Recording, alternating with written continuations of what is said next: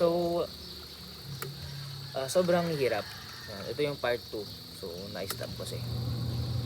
Sobrang hirap kasi hindi mo alam kung saan patutunguhan yung mga relasyon namin.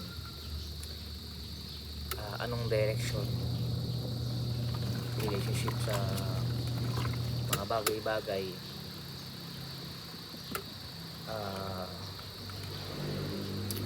sa business, saan pakitunguhan yung utang, kaya matatapos. Alam nyo, nakaka-depress dahil lagi ko na lang iniiyak sa Panginoon. Lagi ko na lang iniiyak sa Kanya dahil wala akong ibang pag-iiyakan. Wala naman si Mama, wala naman si Papa, wala naman si ate ko.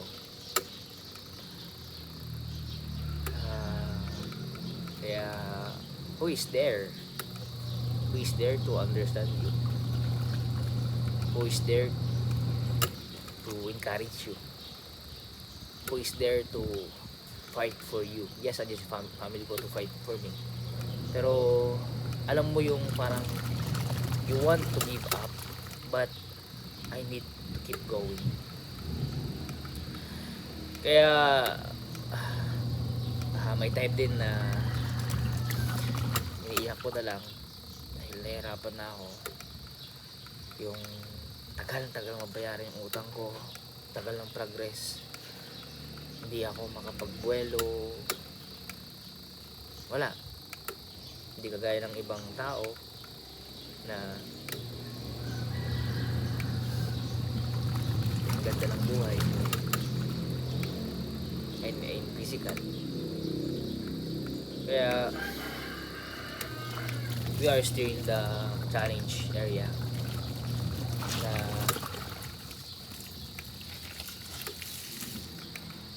sobra tayong nahihirapan. Ikaw ba, nahihirapan ka ba sa buhay mo? Nag-business pa kasi ako.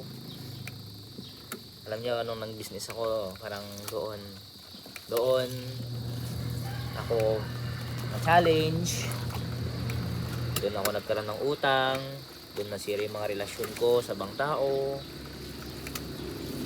doon ako mas na-stress, doon ako mas na-challenge. But alam niyo po, kahit na ganito yung nangyayari sa buhay ko, meron pong blessing sa buhay ko, yung satisfying na blessing. Yung merong tao na kahit konti lang na naiintindihan ka. Merong tao na ipaglalaban ka. Merong tao na gustong ilaban ka. Pero hindi ganoon kadali. Sobrang hirap yung sitwasyon.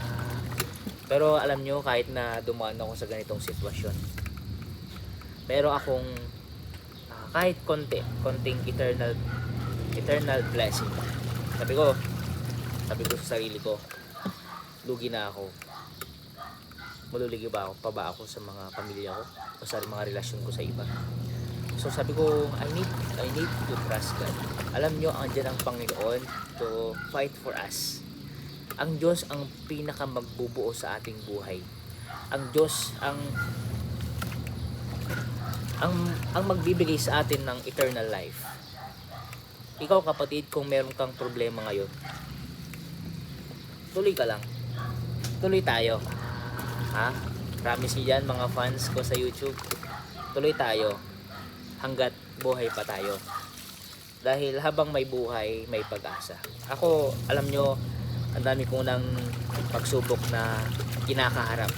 Relasyon, sa family, sa iba, or whatever. Sira na yung mga relasyon ko sa iba, ng investor ko. Wala na akong mga masyadong basta alam nyo na yun. Pero alam nyo, nung time na mas lalo akong nagkaroon ng problema, mas lalo akong nagiging pinapalakas ng Panginoon. Mas masala akong dumidemende sa Kanya, masala akong nagpipray sa Kanya. Bakit? Kasi ang Diyos lang yung makakatulong sa atin. Kapatid, ano ba yung problema mo ngayon? Isipin mo to, kung ako nagpapatuloy ako, I have 4 million debt. Kung ako nagpapatuloy ako, sana ikaw din, magpatuloy ka rin. Andito ako para i-encourage ka. Oo, sobrang hirap ng sitwasyon natin, alam na natin yun. Pero wag nating kalimutan ang Diyos. Kung ikaw wala ka pang Panginoon, andyan ang Panginoon para iligtas tayo. Gusto kong i-share sa inyo yung salvation na ang Diyos lang ang magliligtas sa atin sa dagat-dagatang apoy. Ang pinakamahirap na sitwasyon sa buhay natin ay yung kapag tayo po ay namatay, hindi natin alam kung saan tayo mapupunta. Ikaw kapatid, nalaman mo na ba kung saan ka pupunta pag namatay ka? Kung hindi pa, wala kang idea, lahat tayo ay mapupunta sa impyerno because we are a sinner. Diba sometimes nagpapahirap yung sitwasyon natin dahil sa kasalanan? Hindi ko kayo nire-rebuke because sinasabi ko to kasi mahal ko kayo. Medyo masakit to pero mas masakit pag tayo po ay napunta sa impyerno. Ngayon kapatid, sabi sa Romans na lahat ng makasalanan hindi makapunta sa langit. So lahat tayo mapupunta tayo sa impyerno. That's the very serious thing na kailangan nating malaman.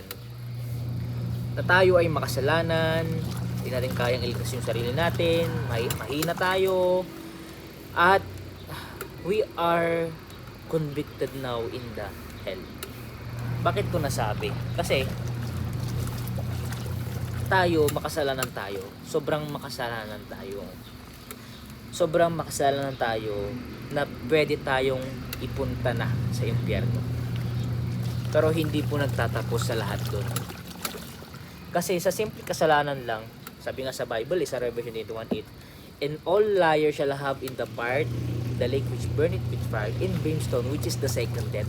Yun po yung kamatayan na second death na impyerno.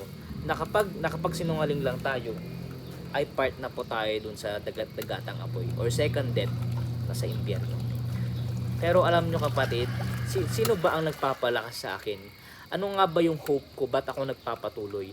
Ano ba yung pag-asa ko sa buhay? Bakit ako gusto magpatuloy na kahit na mahirap yung sitwasyon namin, sobrang hirap na, hindi na namin kaya, hindi ko na malunok yung hirap, sobrang nanghihina na ako, lagi na akong umiiyak every day, every night, pagdadrive ko, umiiyak ako, iniiyak ko sa Panginoon. Panginoon, miracle nyo na lang po. Kahit na magtrabaho ko in 24 hours, wala. Kaya alam nyo, bakit ako nagpapatuloy? Because I have God. I have faith to God. And you, kung hindi mo pa alam, kung wala ka pang faith sa Panginoon, ito yun yung time. Bakit? Ano ba sabi sa John 46? Sabi sa John 46 sa Bible na Jesus said unto him, I am the way, the truth, and the life. No man can to the Father but by me. Ang Diyos lang po yung daan at ang katotohanan sa buhay natin. Wala na pong ibang daan, kundi ang Diyos lang po. Bakit po ang Diyos yung daan? Bakit ang Diyos ang maglinis sa atin sa impyerno? Dahil siya po ay napako sa krus para bayaran lahat ng kasalanan natin. Kung natatandaan nyo po, diba, ang dami pong picture, ang daming TV na pinapanood natin kapag yung mahal na araw na ang Diyos po ay napako sa krus. Bakit siya napako sa krus? Para bayaran yung kasalanan natin. At kung makita natin, pag December 25 whatever, parang yun yung celebration na kung saan doon na ipanganak ang Panginoon. Bakit siya na ipanganak? Anong purpose? Bakit nagkatawang-tawa ang Panginoon? Kasi ang purpose niya kapatid ay para bayaran lahat ng ating mga kasalanan. Kaya kapatid, kung ikaw ay nabibigatan, mas mahirap yung sitwasyon mo na kung wala ka pang Panginoon sa buhay mo, sobrang delikado yung buhay mo. Bakit? Life is short. Bukas, hindi natin alam kung buhay pa tayo. Or mamaya pwede akong bagsakan ng eroplano. But I am sure na ako po ay mapupunta sa langit. Bakit po? Kasi pinagsisihan ko ng kasalanan ko po. At tinanggap ko ang Diyos sa buhay ko. I know every day may time pa rin nakagawa ko ng kasalanan, pero I will pray to God, Lord, patawad po. Ngayon mismo, sabi sa Romans 10:9-10, kung ito po ay kukonfess natin lahat ng ating mga kasalanan at lahat ng ating mga pagkukulang sa Panginoon, sabihin natin sa Kanya, maging totoo tayo sa Kanya, At maging honest tayo sa Kanya. Hingi tayo ng tawad sa Kanya at tanggapin natin ang Diyos sa buhay natin. Ano sabi sa Bible? Thou shalt be saved. Ang pangako niya po sa atin ay ililigtas niya tayo kung tayo po ay magpapakumbaba, hingi ng tawad at magmamakaawa na siya ang magliligtas sa atin sa future. I want to point out, sa part lahat ng ating sitwasyon, sa problema natin, kailangan natin ang faith, ang pananampalataya. But kailangan mo nating matap kung saan kailangan natin tanggapin ang Diyos sa buhay natin. Dahil kung hindi natin tatanggapin ang Diyos sa buhay natin ngayon mismo, mas lalong mahirap sa impyerno. Mas mahirap ang sitwasyon natin sa impyerno. Kaya kapatid, kung ikaw mas nahihirapan na ngayon, huwag kang sumuko. Ngayon mismo, kung pinapanood mo to, kailangan mo ang Diyos sa buhay mo. Kailangan natin ang Diyos sa buhay natin because only God can give a miracle. Alam niyo ba lang kung sinasabi sa isip ko, pinag-pray ko o kaya naman kumakanta ako no yung Lord, I want a miracle today. But the miracle today na natanggap mo o matatanggap mo is what? Yung papatawarin ka ng Panginoon. Dahil ikaw ay nagpakumbaba at humingi ng tawad sa Kanya at tinanggap niyo ang Diyos sa buhay mo. Ngayon mismo, I want to invite you the sinner's prayer, okay? Prayer of acceptance, na ito magiging personal prayer mo at susundan mo lang ako sa prayer, ika-guide lang kita, okay, para magkaroon ka ng totoong peace of mind, totoong buhay na walang hanggan, which is the eternal life, para hindi tayo mapunta sa impyerno.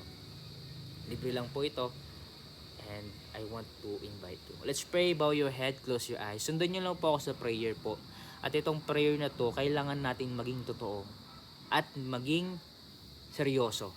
Dahil ang Diyos, tumitingin po siya sa puso. Hindi po dahil kayo po ay sumunod, dahil kayo po ay nanood, hindi po dahil tayo mabait, kundi sa puso. Kailangan natin maging totoo. Let's pray. Sundan mo ako sa prayer, kapatid. Panginoong Diyos, salamat po. Dahil napako po kayo sa krus para bayaran lahat ng kasalanan ko. Ngayon po mismo, humingi pa ako ng tawad sa lahat ng mga kasalanan ko, Panginoon. Alam ko po na ako po ay makasalanan.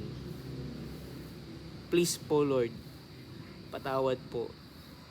Ngayon po mismo, tinatanggap po kita bilang Panginoon at Diyos ng aking buhay. Panginoon, nagmamakaawa po ako. Pumasok po kayo sa aking buhay. Papasukin niyo po ako sa inyong kaharian. Hindi ko po ito kaya. Hindi ko kayang iligtas yung sarili ko sa impyerno. Salamat po sa patanggap sa akin sa inyong kaharian. Salamat po na andyan po kayo. Ito po ang aking dalangin sa pangalan po ni Jesus. Amen. Alright. So, sabi sa Bible sa Romans 8:1, kung sino daw tumanggap sa Panginoon ay hindi ka na i-condemn sa impyerno. Dahil nakita ng Panginoon yung puso mo habang ikaw ay nagpipray, na tinanggap mo siya, pinagsisihan mo ang kasalanan mo, so you are now saved. Ang sinisigurado ko lang naman, ito po ang sure. Kapag totoo tayo sa Panginoon, tinanggap natin Diyos sa buhay natin, nagsitiya sa ating mga kasalanan, okay, ang sure at ang sinisigurado ko, tatanggapin tayo ng Panginoon at tayo papatawarin. At sabi sa Romans 8:1 na magkakaroon na ng Holy Spirit. Ito yung advantage as a Christian, na kapag tayo po ay nag-humble sa Panginoon, andyan siya para tulungan niya tayo. Keep humble us. Okay? Habang may problema tayo, habang mahirap ang sitwasyon natin, mas lalo tayong magpakumbaba sa Panginoon. Bakit? Kasi mas tutulungan niya tayo. Ipag-pray natin na magkaroon tayo ng humble spirit everyday. Kasi wala na mahirap ang sitwasyon natin eh. Kung mayroong tutulong sa atin, magpatulong tayo. Huwag tayong maging mayabang. Kung sino yung gusto, yung with heart, kasi baka mayroon silang kapalit na gustong gawin sa atin, kaya dapat ipag-pray natin kung karapat dapat ba sila na tulungan tayo para pagpalain sila ng Panginoon. Okay, so salamat po sa inyong panonood. Okay, patapos na rin ako. Kaya salamat sa suporta. Kung ikaw gusto mong panoorin yung mga video, kung meron akong mga video dyan about Bible study, okay, mga shorts, whatever, So, scroll down ka na lang dyan, tingnan mo yung mga playlist, okay, tingnan mo na lang. Okay, so, comment ka lang if you have a question. Okay, so, salamat na ngayon, kahit pa paano, kahit pa paano, sana na-encourage ko kayo. Biyaya ng Panginoon. And glory to God po sa lahat. At salamat sa Panginoon na nakapanood ka dito. Bye-bye and God bless. See you tomorrow. Or in the next day.